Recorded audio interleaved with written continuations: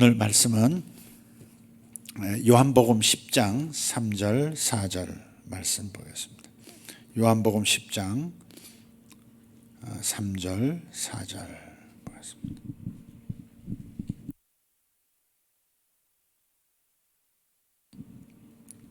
같이 읽겠습니다.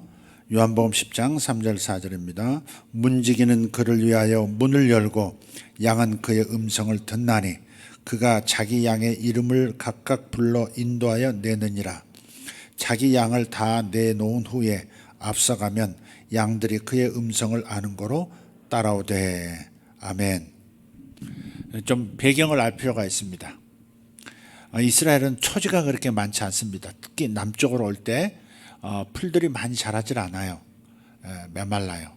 그래서 멀리까지 양떼를 몰고 풀 뜯기로 나가는 경우가 많습니다. 멀리까지라는 것은 한 번 나가면 몇 주 혹은 몇 달 걸리는 그런 일정입니다. 그게 금방 갔다가 다시 목장으로 돌아올 수 있는 그런 정도의 풍성한 땅이 아니에요. 특히 남쪽은. 저 북쪽은 늘상 풀들이 잘 자라니까 목장이 가까이 있고 풀 뜯기 있는 것도 가까이 있는 경우가 많습니다만은 남쪽은 그렇지가 않아요. 그래서 야곱의 열 아들도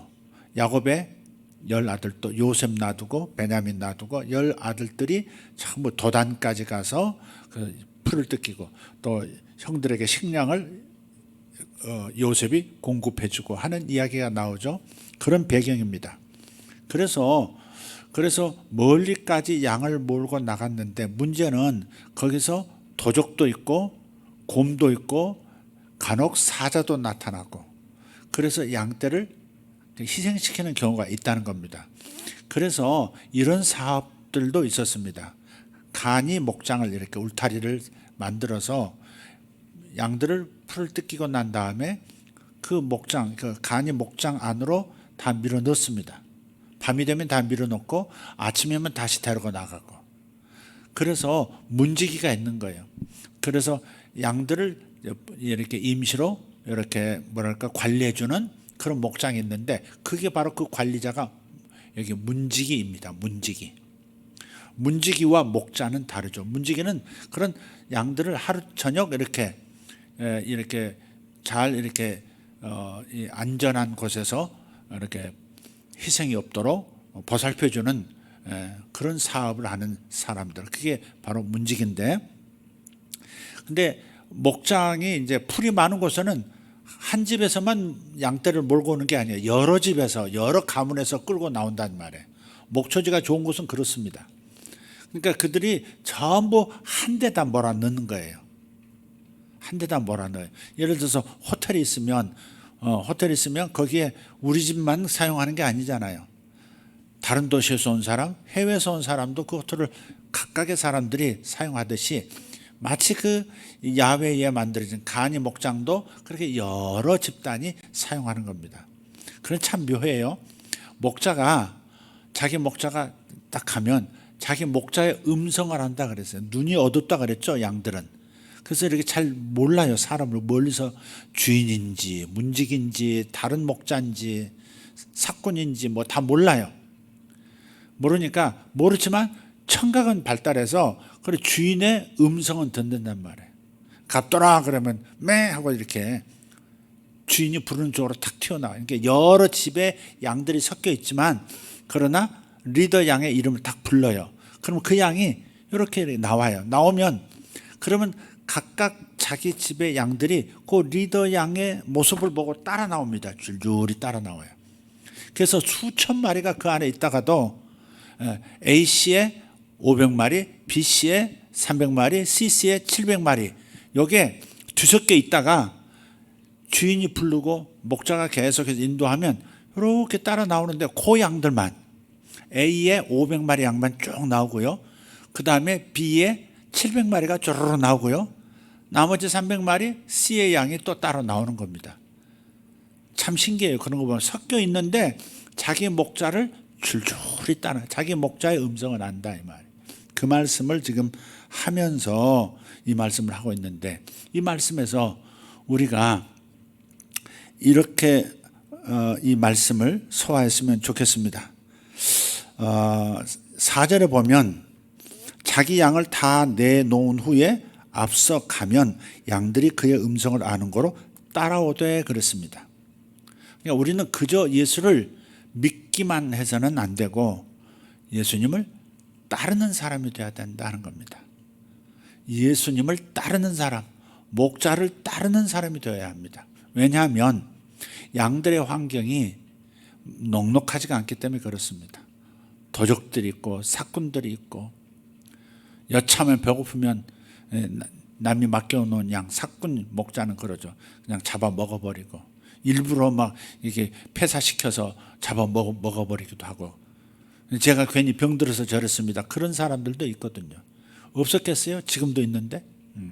그렇기 때문에 이 양들이 이런 위험한 환경에 항상 그곳에서 이제 물은 풀은 뜯지만 그곳에서 이 자기의 몸을 살찌우는 유익한 환경이긴 하지만 또 위험한 환경이 함께 공존한단 말이에요. 그래서 타인이 훔쳐가기도 하고 또 사자가 와서 곰이 와서 끌고 가기도 하고, 다윗이 그를 막으려고 애를 썼잖아요. 그래서 그런 양들의 환경이 위험천만한 환경이기도 하기 때문에 목자의 음성을 잘 듣고 바짝 따라붙지 않으면 위험할 수 있는 세상이 오늘의 세상이기도 한 거예요. 성도들의 환경이 넉넉한 게 아닙니다. 코로나19 2년 동안 진행된 걸 보세요. 얼마나 위기가 많았겠어요. 얼마나 답답한 일, 얼마나 힘든 일이 많았겠어요. 그죠? 자영업하는 분들 힘들 때 많았을 거고, 직장 생활하면서도 전전긍긍, 한 사람만 확진자가 나와도 온 회사가 그냥 문을 닫아야 되고 여러 가지 곤욕을 치러야 되고, 가족들, 주변 사람들, 만난 사람들을 잠깐 들렸던 그 가게조차도 그냥 초토화되는 상황이 되고, 그런 일의 연속이 지난 2년간이었다. 그런 것만이 아니라 이단이 얼마나 횡행합니까? 울산에서 올라오신 목사님 한 분이 어제 그러시더라고요. 저한테 울산을 신천지가 타겟으로 산 이단들이 울산을 겨냥해서 그곳을 마치 본부 지역으로 삼는 그런 수준으로 울산에 침투해 온다는 거예요. 거기가 이제 경제 수준이 높죠. 울산이 우리나라 넘버 원일 때도 있었잖아요. 거기 중공업 또 있고 그러니까 조선옷도 있나요? 그 울산이 잘 사는 동네니까 그 지역을 공략해서 전국을 울산을 통해서 이렇게 전초 기지로 삼는 그런 역사도 있고, 성도들 주변에 여러분도 모르게 여러분을 겨냥해서 이단이 조용히, 사꾼이 조용히 와서 영혼을 갈취하려고도 한다는 말이에요. 네. 당신 성격 분석 좀 해드릴까요? 이렇게 접근해가지고 알고 보면 신천지 공부방으로 끌고 가고, 당신의 구원이 확실합니까? 당신은 구원의 확신이 있습니까? 이렇게 접근해서 내가 믿은 것이 헛것이었다 이렇게 생각하도록 만들고, 자기들이 제시하는 교리를 받아들이도록 하는 그런 구원파들도 여러 유파가 있습니다. 하나님이 아버지시기만 하겠냐? 하나님 어머니가 더 잘 집에서도 봐라. 아버지하고 잘 통하냐? 엄마하고 잘 통하냐? 하나님도 하나님 어머니가 넘버원이시다 해가지고 하나님 어머니라고 하는 여자가 교주가 돼가지고 이 분당에 큰 교회를 하나, 교회를 이제 설립을 했는데, 건축을 했는데 그 재정이 이제 어려우니까 이단에 팔아버리고 빠져나가셨어요.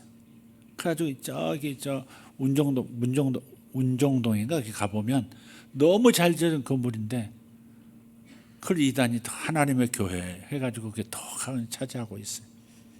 그러니까 우리의 신앙생활 환경이라든지 경제 환경이라든지 언제 어떤 위험이 갑자기 닥칠지 모르는 그런 환경 속에서 양들이 살아가고 있는 거예요. 저와 여러분이 다 주님의 양 아닙니까? 그런 환경에 살고 있는 거예요.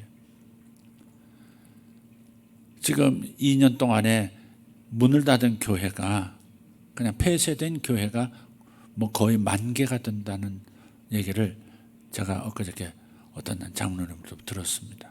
통계가 9,000개에서 10,000개가 교회가 문을 닫았다. 뭐 그렇다 문을 닫아 성도들이 다 없어진 건 아니지만 아마 약한 교회들이 해체돼 가지고 그냥 옆에 큰 교회로 가든지 다른 교회로 가든지 그래서 약한 뭐 도태된 교회들이 적지 않은가 봅니다. 하여간 목회자들도 위험한 환경이고 성도들도 삶 속에서 만만치 않은 환경들 속에서 지금 싸우면서 전진하고 있는 중이에요. 갑자기 내 마음이 멀어질 때도 있고 갑자기 욥처럼 질병이 생길 때도 있고 여러 가지 일들이 많잖아요. 그래서 이런 환경 속에서 양들인 우리가 살고 있기 때문에 그저 예수 믿은 것으로 족하게 여기지 말고 예수님을 바짝 따라 붙어야 한다는 겁니다. 따라오되 이 말씀이 매우 중요하다는 말씀을 오늘 드리고 싶은 거예요. 멀찌감치 가도 좋다가 아니라 바짝 따라 붙어야 살아남을 수 있다. 푸른 초장 쉴만한 물가를 선점할 수 있고 풍성한 삶을 살 수 있고 위험에 노출될 때에도 결코 위험에 빠지지 않을 수 있고 시험에 빠지지 않을 수 있는 그런 바로 목자를 바짝 따라가는 방법이다. 하나님을 우리 주 예수 그리스도를 바짝 따라가는 여러분 되시기를 예수 이름으로 축복합니다. 축복합니다. 자, 그래서 여기서 주님을 바짝 따라가는 방법은 주님의 음성을 듣는 거예요. 주의 음성을 듣는 거예요. 시편 16편을 보면 그런 말씀이 있어요. 시편 16편 11절을 보면 주께서 생명의 길을 내게 보이시리니 그랬어요. 주님께서 우리에게 사망의 길을 보이시는 것이 아니라 생명의 길을 보이시고 인도해 가신다는 겁니다. 세상은 사탄은 우리를 사망의 길로 실패의 길로 끌어가려 하지만 우리 주님은 항상 우리를 생명의 길, 풍성한 삶의 길로 이끌어 가려고 하시는 줄 믿습니다. 그렇기 때문에 주의 음성을 잘 듣고 잘 따라가는 이것은 우리가 노력을 해야 하는 것이고 이 부분에서 실패하면 안 되는 겁니다. 풍성한 삶, 성공적인 삶, 그리고 생명의 삶이라고 하는 것은 주의 음성을 잘 들을 수 있느냐 없느냐에 달려있는 겁니다. 그래서 우리가 하나님의 말씀을 가까이 하고 예배에 집중하고 기도 생활을 해야 되는 까닭이 바로 거기 있는 거 아니겠습니까? 그죠? 주의 음성을 들을 수 있어야 돼요. 주의 음성을 들을 수, 내 가정, 내가 일평생 함께할 가정을 이루는데 배우자를 만나서 가정을 이룰 텐데 저 남자가 제게 맞는 남자입니까? 제게 맞는 여자입니까? 이렇게 묻는 것부터 시작해서 내가 이 직장을 가는 것 하나님 당신께서 인도해 주시는 겁니까? 아니면 내가 그저 좋아서 선택하고 주님 따로 나 따로 지금 가고 있는 겁니까? 이런 일까지 모든 영역에서 우리는 하나님의 음성을 들을 수 있어야 돼요.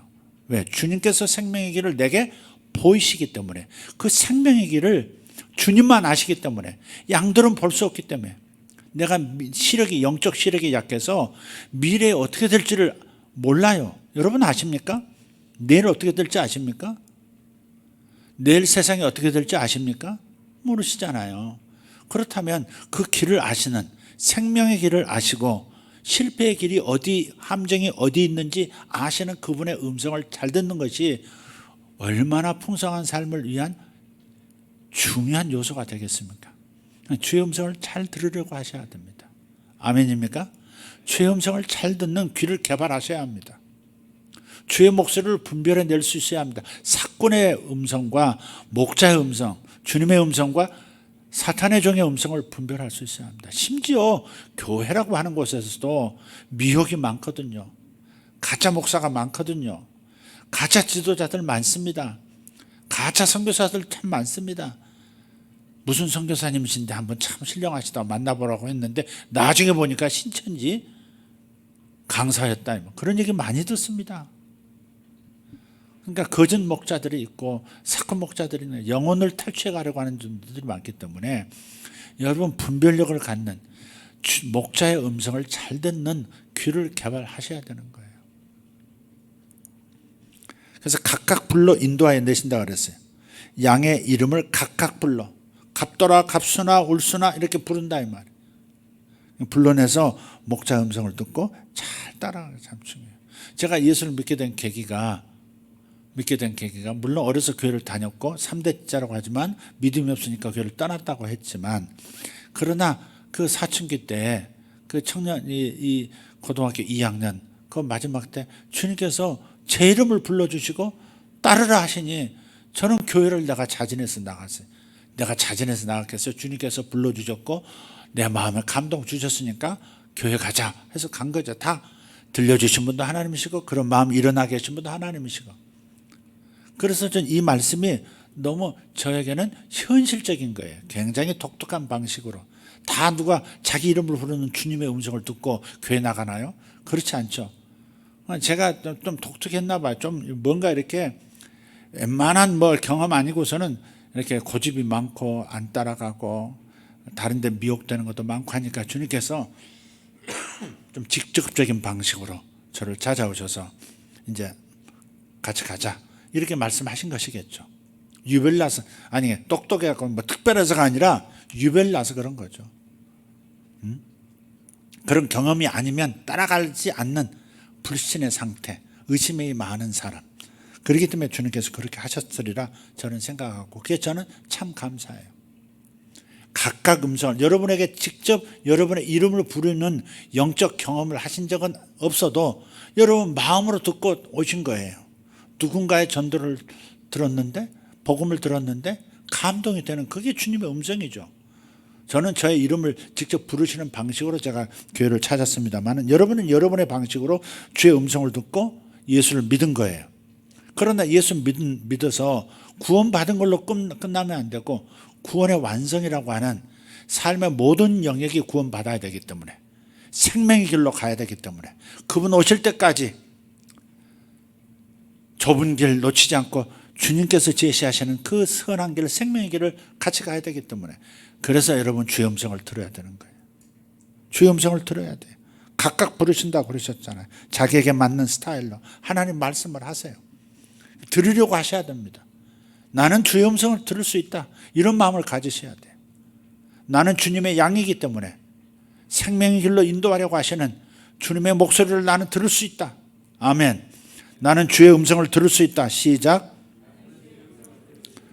그래요. 그래서 그 전에 잠깐 말씀을 한번 드린 적이 있는데, 주님께 여쭤야 돼요. 이게 맞습니까? 이게 맞습니까? 이렇게 물어야 돼요. 저 남자 맞습니까? 저 자매가 맞습니까? 이 회사가 맞습니까? 이 사업이 맞습니까? 여러분, 묻지 않고 한다는 것은 여러분 담대한 것 같지만 어리석은 행동일 수 있어요. 주님의 인도하심, 주님의 목소리를 들으셔야 돼요. 생명의 길로 가야 돼요. 사업도 살아나는 길을 찾으셔야 되는 거지, 불릴 때 일어나는 사업을 찾아야 되지, 내년이면 확 꺼져버릴 그런 사업을 선택하고 그렇게 가서는 안 되는 거 아니겠어요? 그러니까 경제활동부터 내 신앙생활에 또 가정을 일구어가는 데 있어서도 주님의 음성을 잘 들을 수 있도록 주님께 여쭙는 생활을 해야 되는 거예요. 그래서 제목을 그렇게 잡은 거예요. 간단히 묻고 조용히 기다리기. 간단히 물어야 돼요. 복잡한 것, 어마어마한 것부터 음성 들으려고 하지 마세요. 되게 어마어마한 것부터 기도하니까 기도가 힘든 거예요. 그래 안 그래요? 지금 닥친 어마어마하게 큰 문제를 기도하려고 하니까 너무 문제가 커가지고 막 기도하면서도 막 쓰러지고 막 눌리고 그러는 겁니다. 평상시에 작은 문제부터 하나님께 조용히 여쭙고 또 기다리는 훈련을 하셔야 돼요. 작은 문제부터. 또 이미 하신 말씀을 굳이 또 질문하면 안 됩니다. 주님, 살인해도 좋습니까? 저놈이 믿습니다. 그런 거 물을 필요가 없잖아요. 이미 말씀하신, 살인하지 말라 하셨으니까 그 살인해도 괜찮겠습니까? 이걸 물을 일이 아니지. 담 넘어가서 저 집 최신형 TV 가지고 나와도 괜찮겠습니까? 그런 건 물을 일이 아니지. 그죠? 자동차 열쇠가 떨어졌는데 눌러보고 삐삐 소리 나면 제가 물고 나가도 되겠습니까? 이런 건 물을 일이 아니지. 누가 전철 옆에서 핸드폰 놓고 내렸는데 제가 인마이 포켓해도 되겠습니까? 이런 건 물을 일이 없죠. 도적질 하지 말라고 그랬으니까. 남의 것을 탐내지 말라고 했으니까. 정말 내게 중요한 것이지만, 그러나 작은 일부터 물어서 주님의 음성을 잘 쉽게 분별해서 알아들을 수 있는 문제부터 자꾸 주의 음성을 듣고 따르는 훈련을 하셔야 되는 거예요. 동의하시죠? 근데 여기서 이제 항상 이제 처음부터 주의 음성 그러면 나는 참 둔한가 봐. 이게 옵니다. 아, 뭐가 주의 음성을 듣는 건지. 저는 참 누구는 잘 듣는다는데 잘 안 믿어집니다. 뭐 이런 사람도 있고, 경험이 없으면 그렇게 좀 되긴 해요. 그래도 여러분 분명하게 짚고 넘어가셔야 돼. 나는 목자이신 주님을 바짝 따라가야 되기 때문에 주의 음성, 나를 부르시는, 인도해 주시는 주의 목소리를 못 들으면 나는 죽는다는 심정 가지고, 절박한 심정 가지고 주님의 음성 듣기 훈련을 하셔야 되겠다 하는 것을 다시 한번 강조를 드려요. 그래서 양들이 위험한 세상에서 살고 있기 때문에 주의 음성을 또 들어야 한다는 말씀을 드려요. 기도를 하다 보면 혜택이 있어요. 결국은 기도하면서 주의 음성을 듣는 거 아니겠어요? 기도하고 묵상하면서 주님의 음성을 듣는 겁니다. 주님의 음성은 기도와 묵상 속에서 들려져 오는 거예요. 성경을 읽어도 하나님의 말씀을 잘 깨달으려면 기도하면서 읽어야 되거든요. 기도하면 성령이 스승되어 주셨기 때문에, 저자이신 성령이 스승되어 주시기 때문에 잘 깨달아져요. 기도하면서 성경을 읽으면 깨달음이 깊고 깨달음이 풍성해요. 그리고 성령께서 깨닫게 해주신 것은 잘 안 잊혀져요. 잘 안 잊혀집니다. 그래서 요즘은 말씀 사역하는 이들 가운데서 사건이 있기 때문에 잘못된 교리라든지 잘못된 신학을 가지고 확신하고 막 던지기 때문에, 그래서 여러분이 분별을 잘 해야 되는데, 여러분이 분별하는 길은 하나님의 말씀을 스스로 성령의 인도를 받아서 잘 깨닫는 게 중요하죠. 본인이 깨닫고 확신한 바는 누가 뭐라고 해도 흔들리질 않습니다. 이해가 되십니까? 그래서 여러분이 목자의, 그러니까 땅의 목자, 수많은 말씀 사역자의 설교를 통해서, 가르침을 통해서도 은혜를 받지만, 그러나 여러분 전적으로 의존하는 것은 또 아니에요. 여러분도 말씀을 읽고 여러분이 그 말씀들을 성령께서 인도해 주시고 깨닫게 하시는 것을 또 여러분이 섭취해야 제대로 아닌 것을 구분할 수 있고 범사에 헤아려 좋은 것만 취할 수가 있는 거예요. 그러니까 전적으로 가르치는, 설교하는 메신저의 목소리만 들어서는 안 되고, 여러분이 주의 음성을 주의 말씀을 통해서 또 들어야 하는 거예요. 그렇지 않으면 균형을 잃으면 잘못된 메시지를 들을 때 그냥 확 가버리는 거죠. 순식간에 이단으로 갈 수도 있고, 순식간에 잘못된 사고방식이 딱 하는 가운데 자리 잡으면 말씀을 해석하는 눈도 전혀 달라지고, 삶을 해석하는 것도 전부 이단적인 그런 관점에서 세상을 보거든요. 그렇기 때문에 여러분이 기도하고 묵상하면서, 그러면서 성령이 가르쳐 주시는 그 뜻 안에서 말씀을 깨달아 가야 한다는 것. 성령이, 기도하면서 성령이 가르쳐 주시는 것은 잘 잊혀지지도 않는다. 그러니까 그 무기를 가지고 분별할 수가 있는 거예요. 또 여러분이 개인적으로 들어야 할 하나님의 음성도 이게 하나님의 음성인지 아닌지, 성경적인지 성경 바깥의 이상한 얘기인지, 이걸 구분할 수가 또 있고, 이게 내 속에서 올라오는 내 생각인지 주님이 주시는 생각인지를 또 구분할 수 있어요. 기본적으로 여러분이 이 말씀을 기도와 함께 늘 읽음으로써 깨닫는 훈련을 하실 때, 개인적으로 듣는 영적 경험의 음성도 구분하고 바깥에서 들려져 오는 수많은 가르침과 설교도 분별해서 들을 수 있다는 것을 꼭 기억하시고, 이게 가장 기본이다. 성령님과 말씀. 사무엘이, 여러분 보세요. 사무엘상서 2장 3장에서 어디에서 주의 음성을 처음 듣습니까? 어디에서 듣습니까? 엘리 제사장의 시종으로 들어가서 있다가 하나님의 음성을 듣기, 사무엘아 하는 음성을 듣기 시작하는데, 어디에 있다가 들어요?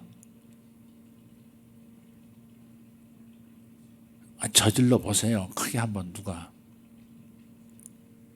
어디에 있다가 주의 음성을 듣죠? 법궤 옆에 누워 있다가.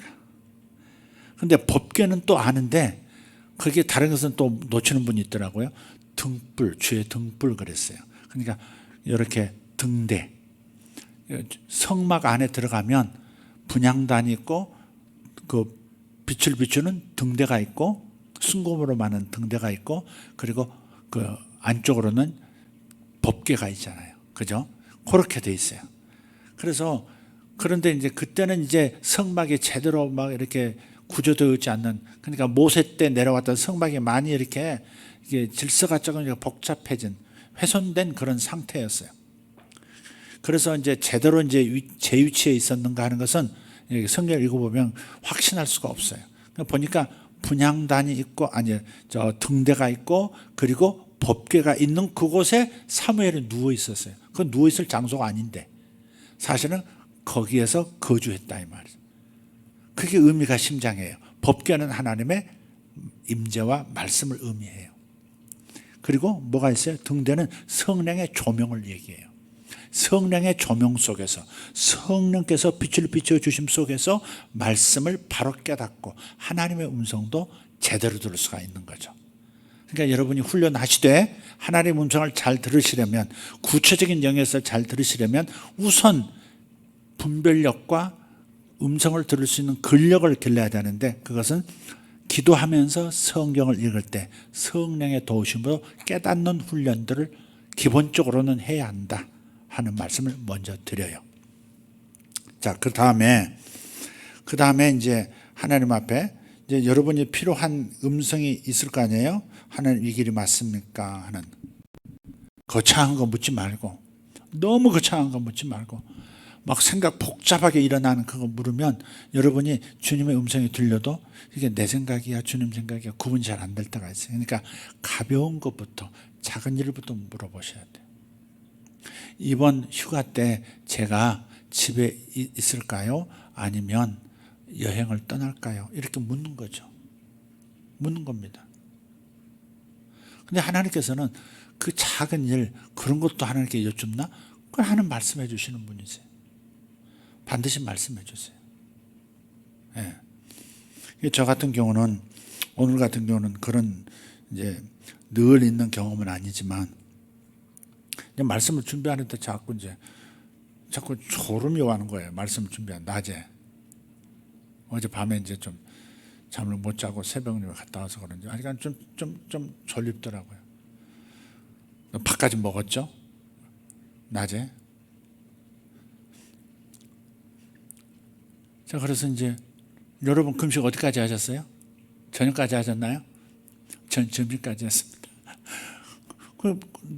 있는데 그래서 누웠어요. 누웠는데 누우면서 이제 오늘 본문 말씀을 이렇게 생각하면서 묵상을 하는데 갑자기 이렇게 그 눈을 반개 이렇게 눈을 뜨고 천장을 이렇게 보고 있는데 갑자기 밭이 보이는 거예요. 이렇게 갈색의 밭이 보이고 그리고 거기에 아주 초록색의 야채들이 이렇게 깨끗하고 맑게 생긴 그런 상추 같기도 하고 배추 같기도 하는 아주 연한 녹색의 그런 야채들이 심겨지는 게 보이는 거예요. 그리고 가만히 왜 이걸 보이시지? 그러면서 이렇게 보고 있는데 주님 말씀하시는 거예요. 예쁘지? 예쁘지? 예쁘네요. 어쩌면 색깔이 이렇게 예뻐요. 반사적으로 지금 제가 주님께 답을 하는 겁니다. 근데 가만히 보고 있는데 질문이 이렇게 올라오는 거예요. 그래서 근데 이 갈색의 밭에서 흙에서 어떻게 저런 녹색의 예쁜 저런 형상의 야채가 나올 수 있죠? 그렇게 질문을 던져요. 제가 던졌어요. 근데 흙이 내는 게 아니지. 생각해봐. 흙이 만들어낸 게 아니야. 흙이 만들어내는 게 아니야. 씨앗 속에 있는 그 형상이 나온 거야. 그리고 흙은 저 야채를 내는 인큐베이터 같은 역할을 할 뿐이야. 그러면서 뭐가 생각이 나냐면 늘 의문이 있었어요. 확신이 이렇게 조금 자꾸 이렇게 스며들어오는 이 교리가 하나 있는데 동정녀 마리아를 통해서 성령으로 잉태됐다 그러잖아요. 이제 성탄절 가깝죠. 그래서 주님께서 그걸 가르쳐 주신 것 같아요. 마리아 성령으로 잉태됐는데 마리아에게서 났으니까 마리아의 DNA도 예수님에게 있지 않겠어요? 이런 생각이 늘 있었단 말이에요. 네? 마리아의 DNA, 마리아의 성품의 DNA, 마리아의 성격, 뭐 이런 것들도 있지 않겠어요? 네. 세포의 특성, 피부의 특성 이런 것도 예수님께 있지 않았을까요? 그런 생각 때문에 어떻게 이것을 내가 소화할까 그런 생각을 늘 했던 것 같아요. 그에 대한 답을 주신 거예요. 보니까 주님께서 뭐라고 말씀? 마리아는 인큐베이터 역할을 한 거야. 저 흙은 밭의 고랑의 흙은 채소를 내기 위해서 인큐베이터 역할을 했듯이 마리아도 인큐베이터 역할만 했지. 모든 나의 아들의 모든 신성은 전부 나로부터 온 거야. 내가 준 거야. 나의 형상이야. 그렇게 말씀하시더라고요. 아주 작은 그 그림에서 아주 중요한 교리 문제의 복잡성도 이렇게 털어주시는 그런 경험을 오늘 했어요.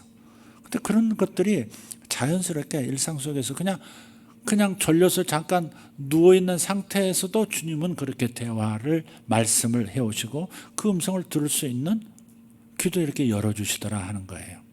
그러니 내 삶에서 정작 중요한 것들에 대해서 하나님께 묻지 않고 가는 것처럼 어리석은 것은 없다 하는 겁니다.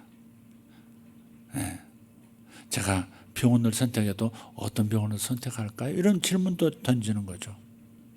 중요한 문제 아니겠어요? 네. 그런 작은 일들도 하나님께 여쭙고 내가 판단해서 상식적으로 할 수 있는 일은 하지만 그것까지 주님께서 뭐라고 하시지 않지만 그래도 내 상식이 있어도 그래도 하나님께 한번 여쭙고 확인하고 가는 것도 그 경계선이 모호하잖아요. 중요도가 내 현재는 별로 중요하지 않은 것 같은데 이게 어떤 중요한 일로 이어질지 모르는 경우도 있을 수 있잖아요. 그러니까 내 상식으로 판단할 수 있고 내 이성으로 판단하지만 그럼에도 불구하고 다시 한번 주님께 여쭤 이 길 맞아요 주님? 이거 내가 붙잡는 거 맞습니까? 이 여쭤보는 것이 지혜 아니겠는가?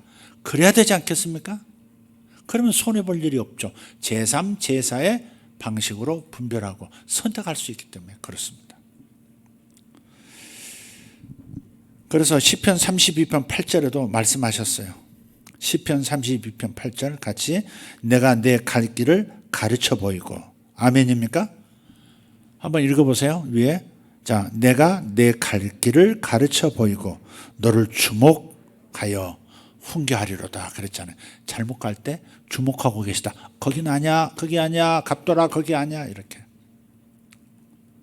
그렇게 말씀해 주신다 이 말이에요. 그건 왼쪽으로 치우친 거야? 아니 그건 너 오른쪽으로 기울였네 다시? 아니야 그건 정로가 아니야? 조금 왼쪽 이렇게 주님께서 인도해 주신다는 거죠. 그럴 때 우리는 후회 없는 삶을 살 수 있고 풍성한 삶을 살 수 있고 생명의 길을 갈 수 있는 거예요. 네. 바로 그런 거예요. 그래서 다윗도 지금 시편 16편, 시편 32편 전부 다윗이 하나님의 음성을 들으면서 자기 삶을 축복의 길, 생명의 길로 갔던 그 경험을 지금 얘기에 담고 있는 겁니다. 다윗뿐만이 아니죠. 엘리야도 하나님의 음성이 필요했었죠. 엘리야가 굉장한 사람이었잖아요. 그죠? 열왕기상 19장을 한번 펴보시면 이렇게 말씀해요. 엘리야가 18장에서 엘리야가 어마어마한 승리를 합니다. 하나님의 음성을 듣고요. 영적 전쟁을 통해서 850명의 그 우상숭배자, 우상숭배를 가르치는 제사장과 이방 우상 선지자들을 850명을 승리해서 백성들에 의해서 전부 그냥 골짜기에서 제거하잖아요. 엄청난 승리였습니다. 그러니까 이스라엘이 하나님께 다시 돌아오는 계기가 됐어요. 그런데 문제가 뭐였어요?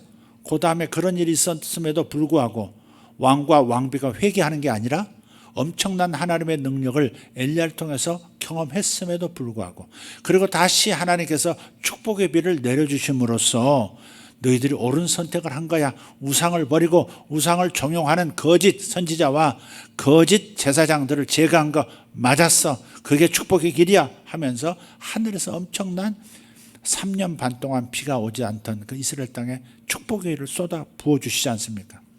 그런데도 회개하지 않고 내가 지금 지지한 내 우상 숭배자들을 가르치는 리더들을 죽였다고 해서, 제거했다고 해서 아합과 아합의 아내 이세벨이 엘리야를 죽이겠다고 길길이 뛴 거 아닙니까? 그래서 19장에 가서 도망가기 시작해요. 엘리야가 거기서 무너졌어요. 이쯤 하면 나를 좀 인정해 주지, 내가 하나님의 종인 것과 하나님이 살아계신 거 봤으면 이제는 나를 인정해 주지, 그런 욕망도 있었던 것 같아요. 하나님의 영광으로 끝나는 게 아니라 하나님의 영광이 나타날 때 나도 예우를 받으리라고 생각하는 그런 기대가 있었던 것 같아요. 그게 안 되니까 그냥 갑자기 그냥 자기 신앙마저도 무너져 버리는 상황이 됐고, 차라리 죽는 게 낫다 그러면서 광야로 도망합니다. 근데 광야로 도망하면서도, 광야로 피신하면서도 어느 방향으로 돌아가요? 모세가 하나님을 만났던 그 하나님의 산 호렙산 쪽으로 도망하는 거예요. 40일 동안을 40낮 40저녁을 계속해서, 물론 천사가 도와줘 먹을 물을 가져다 주고 먹을 걸 가져다 줘서 기력을 잃지 않도록 하나님의 산에 도달할 때까지 도움을 줘요. 그리고 거기서 또 다른 하나님의 음성을 듣는 이야기가 바로 열왕기상 19장 얘기예요. 11절부터 한번 보시죠. 드디어 하나님의 산에 도착했어요. 모세가 하나님을 만났던 그 산에 다시 와서 동굴 속에 들어가 있습니다. 그때 하나님께서 말씀하세요. 11절, 여호와께서 이르시되 너는 나가서 여호와 앞에서 산에 서라 하시더니 여호와께서 지나가시는데 여호와 앞에 크고 강한 바람이 산을 가르고 바위를 부수나 바람 가운데 여호와께서 계시지 아니하며. 엄청난 바람이 얼마나 강하길래 산이 쪼개질 만큼, 그리고 바위들이 막 떨어져 나오면서 근처에 있는 다른 바위들을 가루로 만드는 이런 엄청난 변화가 있음에도 불구하고 하나님이 그 가운데 계시지 않더라. 그리고 그 강한 바람이 지나간 다음에 지진이 있으나 지진 가운데도 여호와께서 계시지 아니하며, 12절, 또 지진 후에 불이 있으나 불 가운데서도 여호와께서 계시지 아니하더니 그랬어요. 자, 이게 뭘까 지금? 여러분 뭐라고 읽으시면서 무슨 생각을 하셨어요? 사실 엘리야의 내면이고 엘리야의 지나온 삶을 지금 보여준 거라고 보여져요. 엘리야는 굉장히 외적인 사람이었죠. 털도 많고, 그다음에 굉장히 야성적이고, 뭐 불 하면 불이 막 땅에 떨어서 그냥 막 재물을 태워버리고, 불 하면 이게 엘리야가 말해요. 불 한번 불이 하늘에 떨어져서 그 이 제단에 불을 태우고 나더니, 그 재물을 태우고 나더니 그 다음부터 불 하면 불이 떨어지는 거예요. 이 불이 엘리야의 은사가 되어버린 거예요. 엘리야의 기름 부음이 되어버렸어요. 열왕기하서 1장에 가서 보면 엘리야를 잡아오라고 지금 문제가 생겼는데 엘리야 데려와 하고서 아합이 왕이 엘리야를 데려오라고 50명 군사와 50명의 리더인 50부장을 이렇게 보냈어요. 보냈는데 잡으러 온 걸 알죠. 엘리야가 나 못 간다, 가야 합니다, 니리 내려오시오, 체포하겠어 하는데 그러니까 하늘에 불이 내려서 그 50부장하고 50명을 태워 죽여버립니다. 다 그 자리에서 그냥 잿더미가 돼버려요. 굉장히 강력하죠. 막 지진이 일어나고 막 강한 바람에 바위를 부수고 하듯이 그 갈멜산에서 850명의 아세라 선지자들하고도 영적 대결할 때도 얼마나 강력한 사역을 합니까? 목숨 거는 사역을 막 하잖아요. 엘리야는 못할 그런 사역을 합니다. 강력한 바람, 지진 같은 사역, 성향도 그렇고요. 나중에는 불이 대명사가 되는 그런 선지자가 되어버렸다. 50부장 50명을 한 번만 태운 게 아닙니다. 두 번 다시 51명을 또 보냈어요. 근데 또 풀하니까 또 잿더미가 돼버렸어요. 세 번째 보냅니다. 세 번째는 50부장 그 장교가 이게 이제 안 거예요. 가는 족족 불타 죽더라 하는 거 이제 보고가 들어오니까 나도 죽었다 싶어가지고 무조건 엘리야를 보면서 딱 엎드립니다. 엎드려가지고 하나님의 종임을 인정하고 제발 우리의 목숨을 뺏지 말아달라고, 불 하지 말아달라고, 차라리 물 해달라고. 그건 성경에 없습니다. 불 하지 말아달라고 막 빌어요. 그래서 그 사람들은 건드리지 않아요. 그러니까 이게 한 번 뭔가를 경험하면 그게 자기 은사가 되는 경우가 많아요. 예, 저희 교회에서 이 치아가 금으로 변하는, 또 혹은 그런 장비들이 금으로 변하는, 금속이 금으로 변하는 그런 사역이 있은 다음에, 그런 일이 있은 다음에 우리 교회에서도 일어나네? 이렇게 생각하다가 다른 교회 집회 가서 우리 교회에서 일어나는데 여기서도 그런 일이 일어날까? 다른 교회에서는 사역을 해본 적이 없으니까, 그런 기도를 요청해 본 적이 없으니까. 그런데 했죠. 그게 이제 한 발 더 전진하는 거예요. 근데 거기서도 동일한 역사가 일어나는 거예요. 국내에서만 일어나. 그렇지 않더라고요. 호주 가서도, 뉴질랜드 가서도, 일본에 가서도 그 사역을 하면 전부 그런 일이 그 교회마다 그 금으로 변하는 일이 있는 겁니다. 그래서 그것이 뭐랄까요? 기름 부음 중에 하나가 돼버린 거죠. 물론 다른 사역도 있지만 그게 이제 독특한 이상스러운 사역 중에 하나인데, 그 사역이 저의 기름 부은 그 은사 사역이 돼버린 거예요. 그런 것처럼 엘리야는 불이 그의 은사였고, 불이 내려오게, 불이 나타나게 하는 것. 아무것도 없는 공간에서 불이 나타나서 그냥 현재 있는 그 악의 도구가 되어 있는 세력들을 태워버리는 그런 이상한 일들. 그게 이제 엘리야의 기름 부음이 됐어요. 은사가 됐단 말이에요. 문제는 그 불 가운데서도, 엘리야의 트레이드 마크라고 하는 그 불 가운데서도 하나님은 안 계시더라는 거예요. 이게 뭘 의미하는 거냐 이게. 엘리야의 외적인 성향과 내적인 성향, 사역의 특징들을 다 보여주는 강한 바람, 지진, 불 가운데 하나같이 주님께서 계시지 않더라. 그거예요. 분명히 계시는데 그 가운데 계시지는 않더라. 그 말은 뭐예요? 시즌이 바뀌었다 그 말이에요. 계절이 바뀐 거예요. 엘리야가 이제 불 사역 가지고는 감당 못할 사탄의 전면적인 어떤 세력이 등장을 했고, 그것이 이세벨을 통해서도 나타나고 아합을 통해서도 나타나고 있는 거예요. 그게 시즌이 바뀐 거예요. 이제 그 사역 가지고는 안 되는 거죠. 그래서 한 단계 영적인 기름 부음이 승진해야 될 때가 오는 거예요. 그래서 불 가운데 계시지 않더라 그런 거예요. 그러다가 불이 끝난 다음에 불 후에 세미한 소리가 들렸다. 주님께서 음성을 들려주시는데 엘리야를 승진시키고 새로운 기름 부음으로 무장시키는 그런 상황이 된 거예요. 우리도 여러분이 하나님의 음성을 듣는 채널이 있을 거예요. 이럴 때 하나님이 말씀하셨다는 자기 신호가 있을 거예요. 자기가 하나님의 인도하심을 느끼는 자기만의 독특한 신호 체계가 이미 여러분에게 있을 거라고요. 어떤 사람은 꿈으로 잘 듣기도 하고, 어떤 사람은 환상으로 보기도 하고, 어떤 사람은 뭘로 잘 느끼기도 하고, 어떤 사람은 뭐 이렇게 다른 은사로 나타나기도 하고. 근데 그것만으로가 아니라 이제는 더 높은 차원으로, 또 다른 차원으로 우리가 전진할 때가 되면 그게 안 맥힐 때가 있는 거예요. 그게 희미해지고, 그게 이제 별로 이렇게 감동도 안 되고 은혜도 안 되고. 저도 그럴 때가 있어요. 어떤 말씀이 그렇게 은혜가 되고 그런 가르침들이 너무 좋았고, 그럴 때 무의미해질 때가 있더라고요. 요새 내가 뭐 하고 있는 거야 이런 생각. 제 아내도 얘기했는데 요즘 내가 뭐 하고 있는지, 무슨 에너지 가지고 일하는지, 생각이 있는지 없는지, 내 자신이 이 말씀 사역이라든지 교회를 향한 어떤 것도 막 어떨 때 무의미하고 이렇게 별로 이렇게 막 열정이 안 오고 올 때가 있더라고요. 근데 저는 이 말씀을 묵상하면서 새로운 기름 부음을 받을 때가 되었다는 겁니다. 새로운 계시와 새로운 전략과 새로운 시즌에 걸맞는 능력을 덧입을 때가 되었다. 마침 2022년이 다가오고 있어요. 2022년이 다가오고 있고 2022년의 뜻이 뭔지를 저는 알고 있어요. 알고 있는데 최근에 정말로 새로운 어떤 것들을 지금 하나님께서 보여주기 시작하고 있고, 그래서 큰 변화가, 여러분이 좀 말씀에 있어서도 좀 큰 변화가 오는 그런 것을 잠시 후면 경험을 하시게 될 거예요. 어떤 변화가 오고 있어요.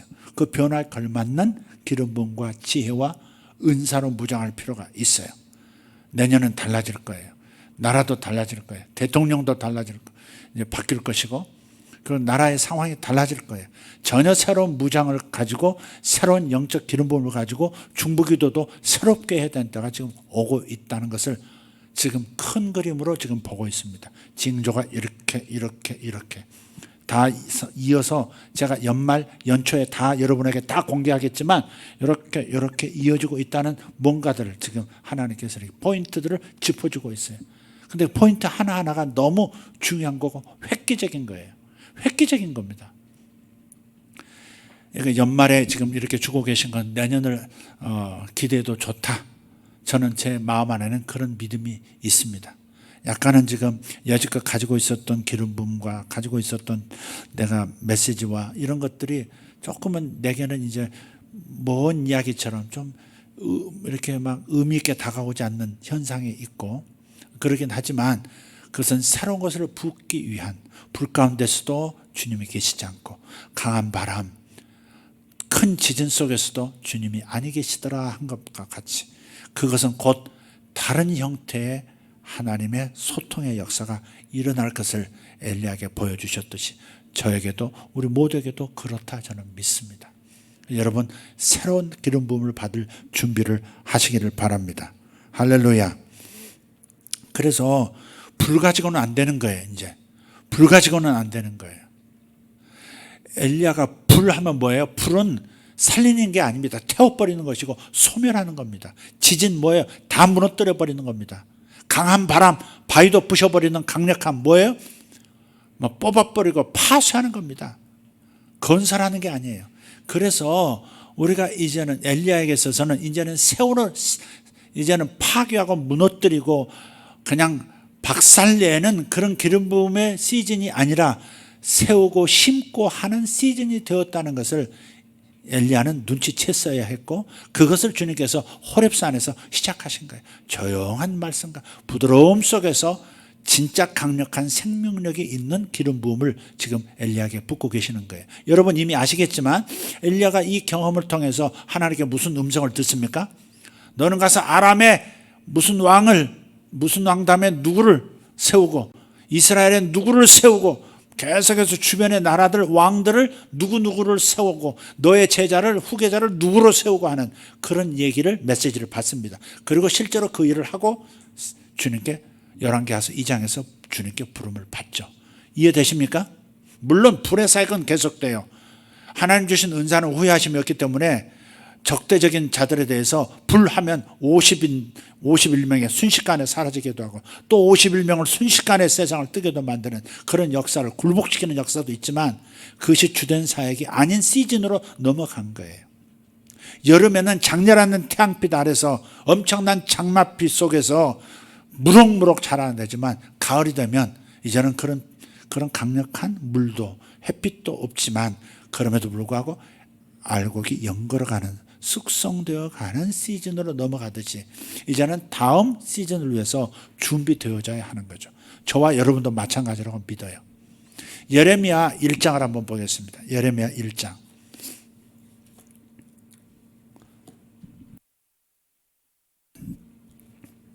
예레미야 1장에서 보면 이 엘리야가 어떤 과정을 겪기 위해서 호렙산에 왔는가를 알 수 있게 되는 거예요. 이게 몇 구절 안에서 정확하게 보입니다. 9절 10절 한번 봅시다. 예레미야 1장 9절 10절 시작. 여호와께서 그의 손을 내밀어 내 입에 대시며 여호와께서 내게 이르시되 보라 내가 내 말을 내 입에 두었노라. 아멘.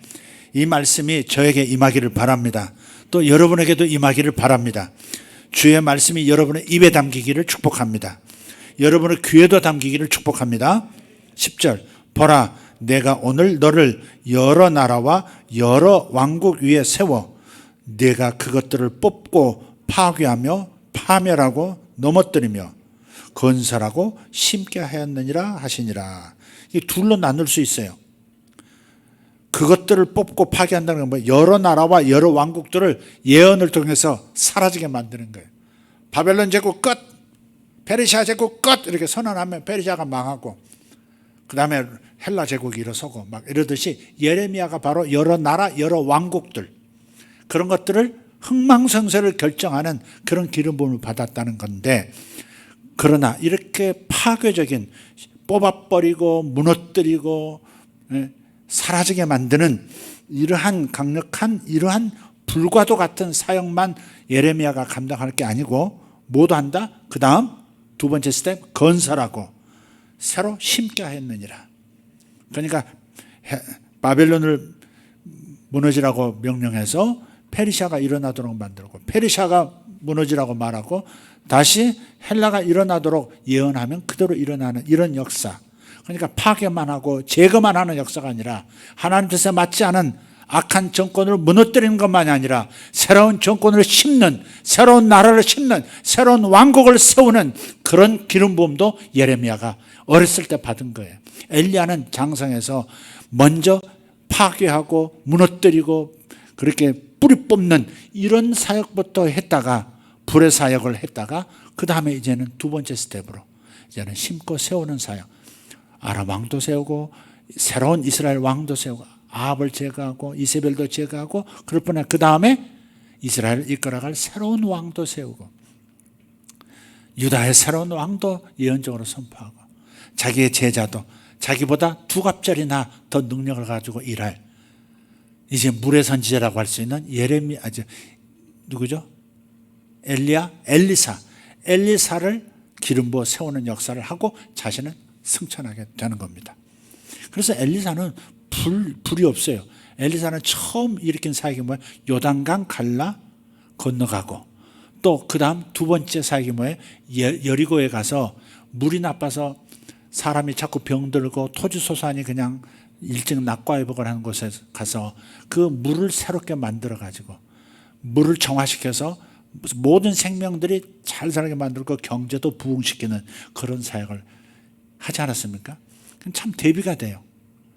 그 선생은 그 시즌에는 불로 파괴하고 넘어뜨리고 박치게 하는 일을 했다면 이 사람은 부드럽게 막 세우고 건설하고 새로운 것으로 교체시켜주고 넉넉하게 만들어주는 그런 사역을 엘리사는 했단 말이에요.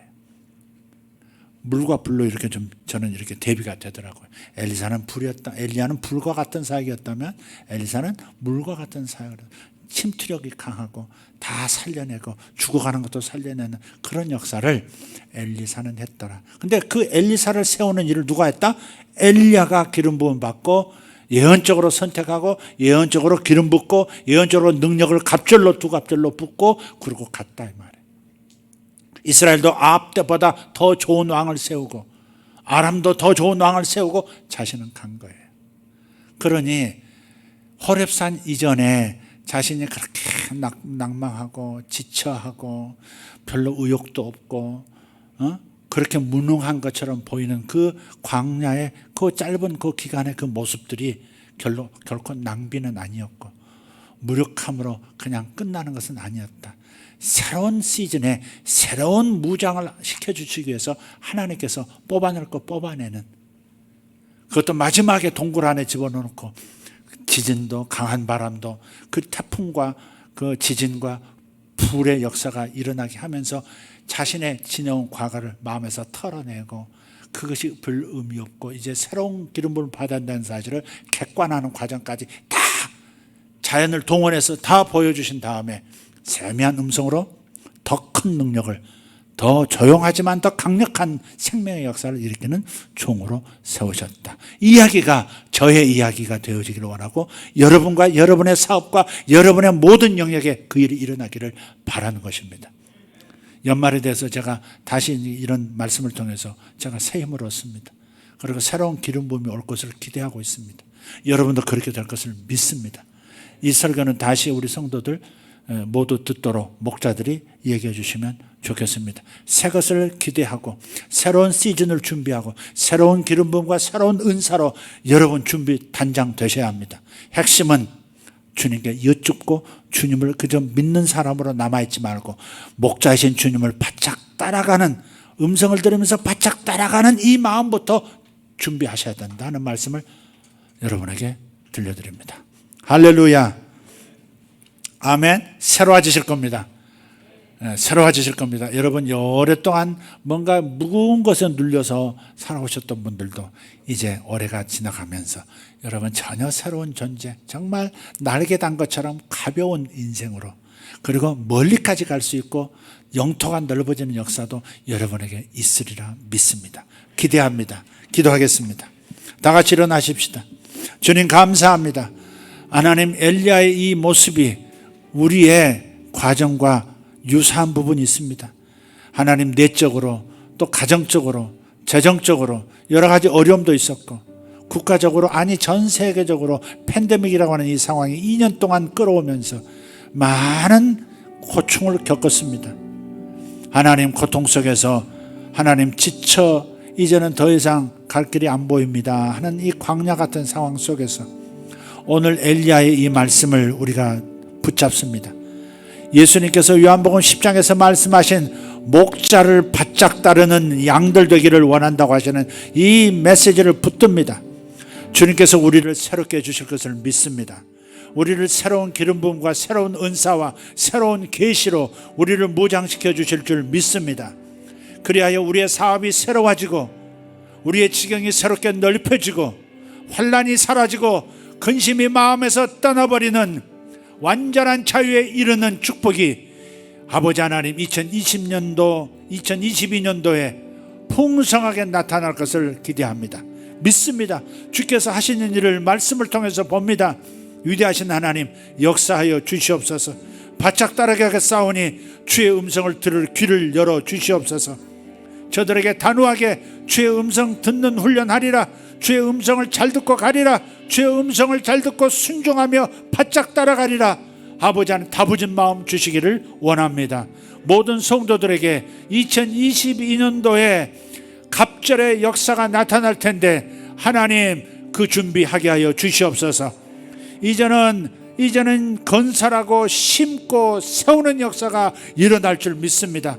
다름을 받고 힘들어했고 괴로웠고 뽑히고 내 속에 있는 악한 것들 뽑아내고 여러 가지 광야 같은 상황을 겪었을지라도 이제는 그 모든 제거된 것들 위에, 그 토대 위에 새롭게 건설하고 새롭게 세워지고 새롭게 하늘로부터 놀라운 계시와 축복들이 심겨지는 역사가 시작되는 것을 믿습니다. 믿습니다. 믿습니다. 주여, 주여, 두 손 들고 주여, 감사합니다. 승리합니다. 승리합니다. 새 것을 부어주시는 우리 하나님을 찬양합니다. 엘리야에게 새로운 기름 부음을 심고 세우고 건설하는 기름 부음을 새롭게 주신 것처럼 우리에게도 그리하심을 믿습니다. 아버지여, 2022년 주님 기대하며 12월을 시작합니다. 주여 감사합니다. 주여 감사합니다. 주여 감사합니다. 위대하신 하나님 찬양합니다. 위대하신 하나님 찬양합니다. 엘리야를 하나님 다음 시즌에 걸맞게 준비시키신 것처럼 아버지, 저를 준비시켜 주시옵소서. 엘리야가 아니라 엘리사의 시대를 열어 주시옵소서.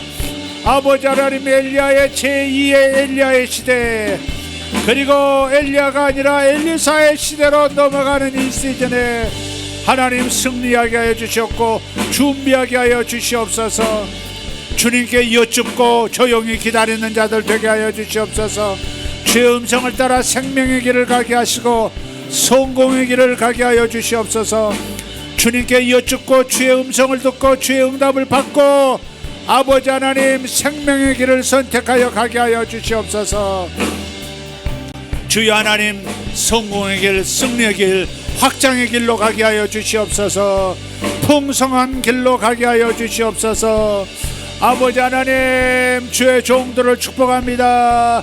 갑절의 계시가 임하게 하시고 갑절의 능력을 부어주셔서 하나님 감당하게 하여 주시옵소서. 준비하게 하여 주시옵소서. 준비하게 하여 주시옵소서. 성탄을 준비하면서 2022년도에 새로운 구원의 기름 부음을 받게 하여 주시옵소서. 주여 역사하여 주시는 것을 믿습니다. 주여 역사하시는 것을 믿습니다.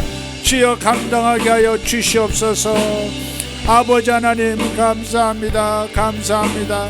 그 은한 예수, 희귀해진 예수, 그러나 너무 귀한 예수, 아버지 다시 한번 예수님을 다시 한번 영접하고 예수님을 다시 한번 모시고 예수님을 잘 따라가는 목자, 예수님을 잘 따라가는 이들 되게 하여 주시옵소서. 주여 말씀을 새롭게 해주시고 계시를 새롭게 해주시고 능력을 새롭게 해주시고 자질을 새롭게 해주시옵소서. 우리의 성품의 박가리가 일어나게 하여 주시옵소서. 새로워질 줄 믿습니다. 새로워질 줄 믿습니다. 선포하세요. 자신을 선포하세요. 나는 새로워지고 있습니다.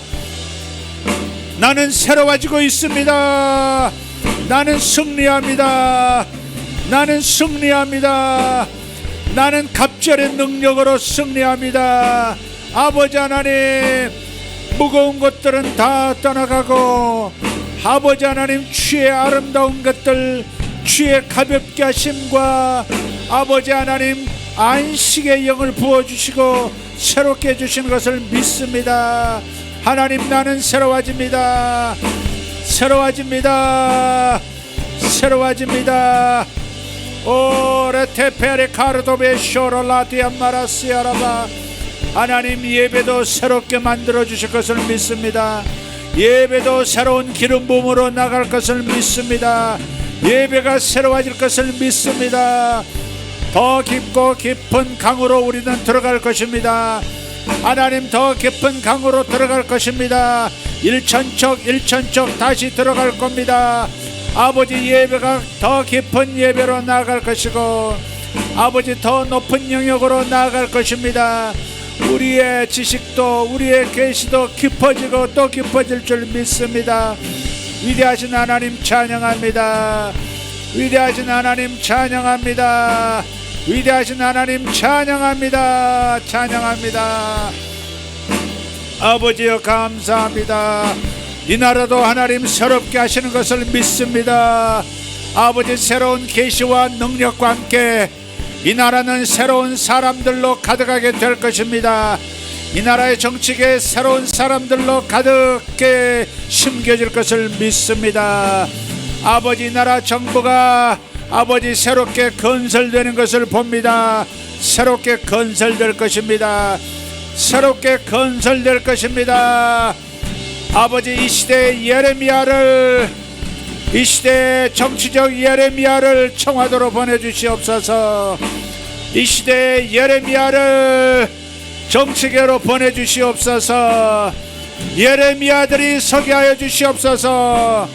넘어뜨리고 파괴하고 뽑고 부서뜨리고 그 위에 다시 심고 건설하고 새롭게 세우는 자들, 예레미야의 영을 받은 이들이 세워지게 하여 주시옵소서. 예레미야의 영을 가진 이들이 아버지 하나님 정치계로 가게 하여 주시옵소서. 이 나라 리더로 청와대로 가게 하여 주시옵소서. 예레미야의 영을 받은 자들이 세워지게 하여 주시옵소서. 아버지, 둘 다를 잘할 수 있는 사람, 악을 뽑고 부정한 것을 제거하고 거기에 아름다운 것과 선한 것과 아버지 정의로운 것들을 세우고 심는 자들, 아버지 하나님, 그들이 청와대로 들어가게 하시고 서기관들이 되게 하시고 아버지, 각 부서에 예레미야의 영을 받은 이들이 세워지게 하여 주시옵소서. 하나님, 교육계에 예레미야의 영을 받은 이들이 세워지게 하여 주시옵소서. 아버지, 교육부 장관, 아버지 교육감들, 아버지 예레미야의 영을 가진 이들이 세워지게 하여 주시옵소서. 예레미야의 영을 받은 자들이 세워지게 하여 주시옵소서.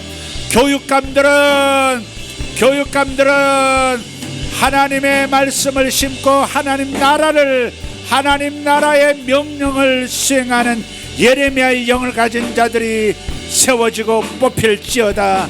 선출될지어다. 모든 선출직들이 예레미야의 영을 가진 자들이 세워지게 하여 주시옵소서. 하나님을 경외하며 하나님 나라의 말씀의 가치를 널리 이루어가는 자들로 아버지, 이 나라의 정치계, 이 나라의 교육계, 아버지, 이 나라의 모든 구석구석에 새로움을 덧입힐 사람, 새것을 심을 사람들로 아버지 세움받게 하여 주시옵소서. 2022년도부터 시작되는 것을 믿습니다. 감사합니다. 위대하신 하나님을 찬양합니다. 아멘. 다시 한번 주여하고 방언으로 기도합니다. 주여. 다시 한번 주여. 샤라바카리아 도로데메 샬란달라 카바라시아라바 다리아라바스 오레테리안도로 스파산도로 타바라카리아. 하나님, 엘리야가 지쳐 아버지 광야에 있는 것처럼 차라리 죽는 게 낫다 그렇게 기다리는 이들, 그들이 하나님의 산에서 새 힘을 덧입게 하여 주시옵소서. 새로운 시즌에 새로운 기름 부음으로 덧입고 새로운 자기의 영역으로 나아가게 도와주시옵소서. 광야가 끝나가고 있습니다. 하나님의 산 호렙에서 새로운 기름 부음을 성도들이 받게 하실 것이니 감사합니다. 아버지, 그 아들에게도 하나님 새로운 기름 부음이 임할 것을 믿습니다. 아버지, 새로운 자들이 부름받을 때 아버지, 새로운 부름받는 자리에 저들이 하나님 세워지게 하여 주시옵소서. 감사합니다. 주여 감사합니다. 할렐루야. 오레 테레빈 나리 온도로스 파라다냐르 카르도메 샬란다라 타이아바 오라바티아라다 산나라티아라발라 칸나라시안다라티아라바스 이마라티아라보 살보리 덴요르단 스파르다냐르가스 인나가르토메토리안 토롤라데라 피아라반 시아라바티아. 아버지 감사합니다. 아버지, 황량하게 되어 부엉이가 거주하고 타조가 거주하고 여우와 늑대가 거주하던 아버지, 이 나라 구석구석 아버지 하나님 이제는 다 몰아내시고 다 뽑아내시고 아버지, 광야에 길이 나고 사막에 강이 흐르는 역사, 아버지 하나님 새로운 역사가 일어나게 하는 아버지 하나님 그러한 일꾼들 세우심을 감사합니다. 교회도 그렇게 하심을 믿습니다. 제게도 그 영을 부어 주시옵소서. 예레미야의 영을 더 강하게 부어 주시옵소서. 엘리사의 영을 부어 주시옵소서. 주여, 시즌2 엘리야 시즌2의 기름 부음을 더하여 주시옵소서. 엘리사의 시대로까지 넘어가게 하여 주시옵소서. 예레미야까지 이어지게 하여 주시옵소서. 주여 감사합니다. 엘리카라마 차라바사리아라바 카리아스 이라바리 안다라디 아라바 살바리 테메레카리아. 아버지 하나님, 성도들 속에 있는 사단이 심어놓은 것들, 사단이 심어놓은 생각들, 사단이 심어놓은 감정들 다 뽑아버리게 하여 주시옵소서. 다 무너뜨려 다 제거하고 파괴하고 그곳에 하나님의 생각, 하나님의 마음을 심어주시옵소서. 다윗의 영 담대함을 심어주시옵소서. 강함을 심어주시옵소서. 하나님을 향한 겸손함을 심어주시고 하나님을 경외함의 영을 부어주시옵소서. 주여, 온유함과 겸손함, 예수 그리스도의 그 마음을 심어주시옵소서. 올베레데메레카리안다라, 의심과 회의가 다 뽑혀져 나가게 하시고 확신과 믿음이 자리 잡고 확실한 증인으로 나아가게 도와주시옵소서. 확실한 증인이 될지어다. 확실한 하나님 증인이 될지어다. 예수의 증인이 될지어다. 아멘. 도로드베레가리아 소로발라디아라바스. 아멘. 세일이 새날이 다가오고 있습니다. 새날이 다가오고 있습니다. 주 예수여 어서 오시옵소서. 우리 가운데 오셔서 새 날을 새 시즌을 맞이하도록 주님 도와주시옵소서. 감사합니다. 감사합니다.